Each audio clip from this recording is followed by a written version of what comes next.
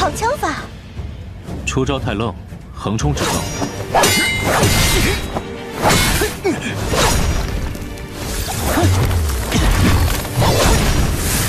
居然是空！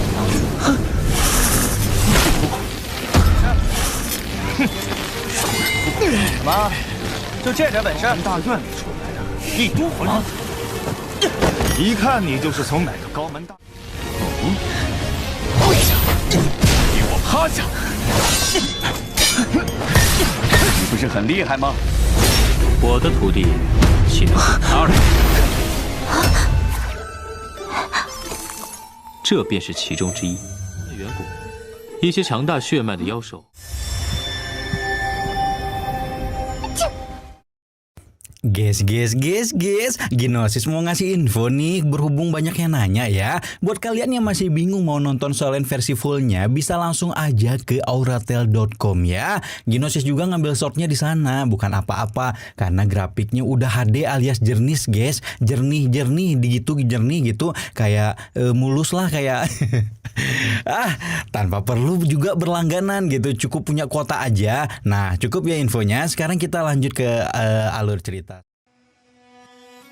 Guys, Donghua yang MC-nya dari awal udah OP nggak ngotak ini akhirnya rilis lagi. Duh, kenapa nggak tiap hari aja ya? Nah, pada episode sebelumnya, Suyang sudah membuat 2 dari 4 pimpinan Jiangchu mampus. Luwe sang perampas yang asal datang ingin merebut harta pusaka peninggalan Sekte Yunsan berakhir dengan sangat mengenaskan. Sementara Sang Ning ditendang dengan sangat keras dan sosoknya dianggap setara dengan lalat. Yusang juga sudah membuat muridnya yang di masa kini menjadi semakin kuat berkat berbagai metode langka. Semenjak itu, dia bersama dengan King Su sempat pergi menuju kota untuk membeli beberapa persediaan. Cerita berlanjut kepada pertemuan dengan sang tuan muda kaya yang bernama Tian Feng di rumah pelelangan. Terus di episode ini kita akan melihat Suyang bakal mendapatkan barang-barang berharga lagi di rumah pelelangan dan akan mendapatkan murid baru yang kaya raya. Waduh, nggak sabar dong. Ya udah, kan subscriber Cakra Diva mah udah nggak pada sabaran gitu ya, pengen langsung terobos aja lah kuy.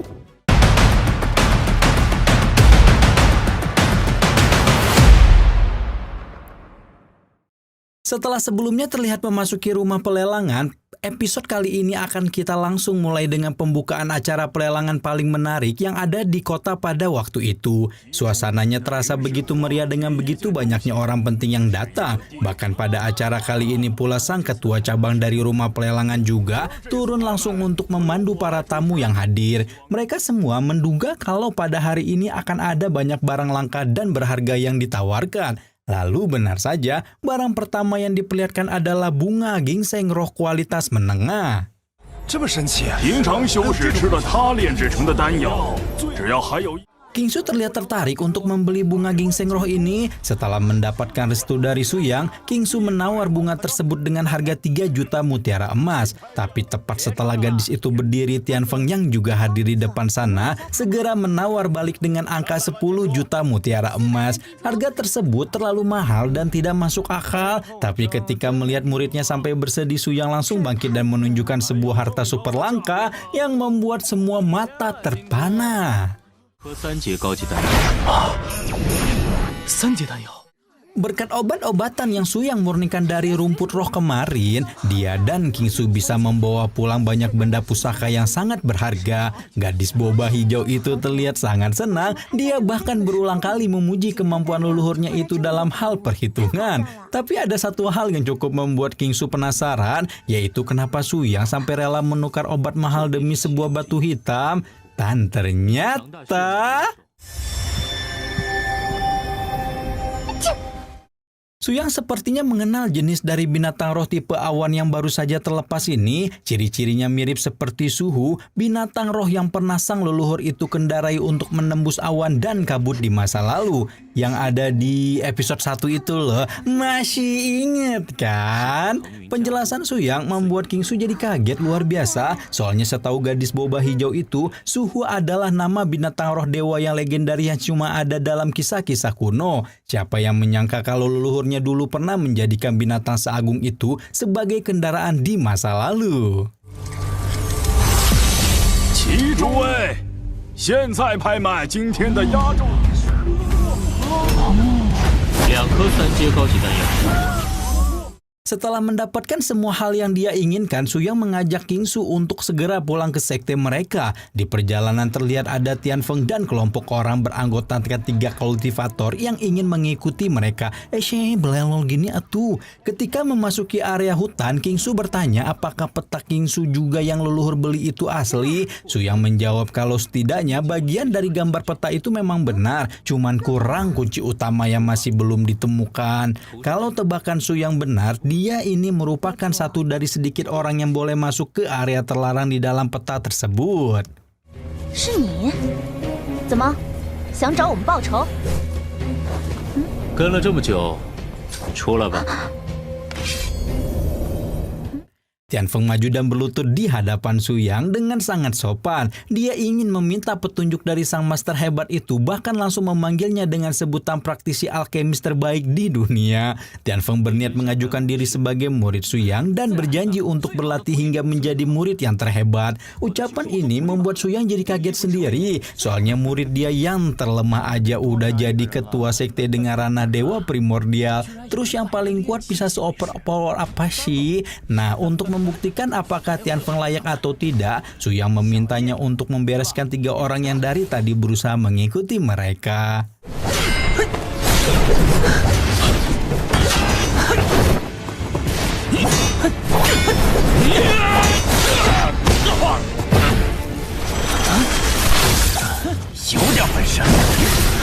好枪法！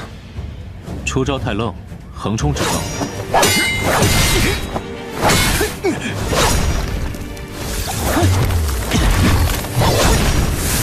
居然是空虎！什么？就这点本事？大院里出来的，一堆混账！一看你就是从哪个高门大。 Ular racun api yang telah menggigit kaki Tianfeng telah membuatnya melemah. Tuan muda yang sangat kaya itu kemudian ditendang dengan sangat kasar. Kemudian, meskipun belum saling mengenal, Kingsu sempat hampir bergerak untuk menolong, tapi setidaknya dihentikan oleh Suyang yang masih ingin melihat lebih jauh lagi kehebatannya. Keadaan menjadi sangat mengkhawatirkan dan mencekam. Masalahnya 3 orang yang sedang Tianfeng hadapi itu masing-masing sudah berada di ranah pil emas. Nah, untuk ranah-ranahnya kalian udah tahu kan? Udah lihat di episode yang sebelumnya. Ternyata Tianfeng masih sanggup melakukan perlawanan balik. Dia belum menyerah dan berakhir sukses menyingkirkan orang jahat tadi. Sisa yang perlu dibereskan oleh Tianfeng cuma 1 doang, tapi yang satu ini kelihatannya cukup aneh. Dia malah senang setelah mengetahui teman-temannya tumbang, karena dari awal sudah berniat untuk merampas harta-harta mereka, menjadikan teman-temannya sendiri sebagai tumbal dan tameng hidup. 给我趴下！你不是很厉害吗？我的徒弟岂能是他人？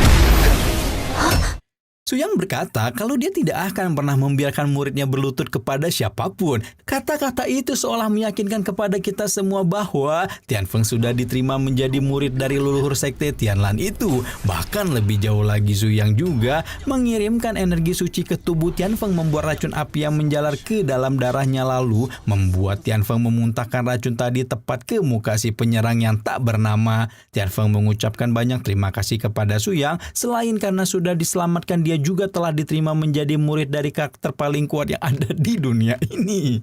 是你能打的，上打我！该小爷报仇了！嘿嘿。 Edan gak tuh? Waduh, nah kelihatan kan guys, akhirnya paling nggak ada satu orang yang langsung sadar dengan sosok Suyang, walaupun tanpa diperlihatkan dalam pertarungan serius. Kalau Kingsu wajar sih, soalnya pas datang-datang Suyang langsung bikin sekte Yunsan hancur berantakan tanpa sisa kan ya. Nah, Si Tianfeng ini yang mantep. Terus juga tadi kita baru dikasih tahu kalau sebenarnya Su Yang pernah punya binatang roh tingkat dewa yang legendaris. Bayangin kalau di masa lalu pernah ada makhluk yang kekuatannya bisa ngancurin satu kerajaan, tapi pemiliknya cuma master ranah pemunihan ki. Gimana nggak bikin geger tuh? Dan satu lagi, murid Su Yang yang paling lemah itu udah sampai ranah dewa primordial coy. Buat yang lupa, urutannya itu ranah pembangunan pondasi, ranah pil emas, ranah bayi primordial, ranah alam dewa, ranah dewa primordial, ranah formasi dewa, serta ranah penembus petaka. Nah, kalau Su Yang ini dia ada di level mana ya ranahnya?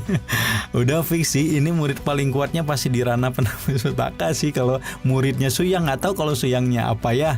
Ya udah, nanti kita lanjutin episodenya di hari Sabtu ya guys ya. Habis Solen, Land of Miracle, sama lanjut ke Lian Qi Siwan Nian. Oke?